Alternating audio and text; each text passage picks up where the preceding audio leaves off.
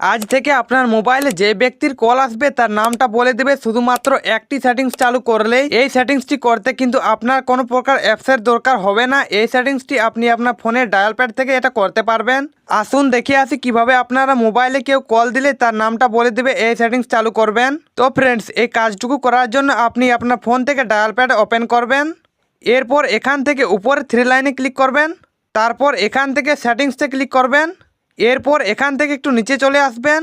তারপর দেখতে পাবেন কলার আইডি অ্যানাউন্সমেন্ট বলে একটি অপশন রয়েছে, তো আপনি এই অপশানে ক্লিক করবেন। তারপর এখান থেকে অ্যানাউন্স কলার আইডিতে ক্লিক করবেন। ক্লিক করলে 3টি অপশন চলে আসবে আপনার সামনে। আপনি প্রথমের অলওয়েজ অপশনটিকে টাচ করে সিলেক্ট করে নেবেন। এই অলওয়েজ অপশনটিকে সিলেক্ট করে দিলেই আপনার মোবাইলে যে ব্যক্তির কল আসবে তার নামটি বলে দিবে যেই নামে সেভ করা আছে। তো ফ্রেন্ডস, আশা করি আপনি বুঝতে পেরে গেছেন যে আপনার মোবাইলে কল আসলে নাম বলে দেওয়ার সেটিংসটি কিভাবে চালু করতে হয়। তো ফ্রেন্ডস, এই ভিডিওটি দেখে যদি আপনার একটু উপকার হয়ে থাকে তাহলে ভিডিওটিতে লাইক করে দেবেন এবং চ্যানেলটিকে অবশ্যই সাবস্ক্রাইব করে দিবেন।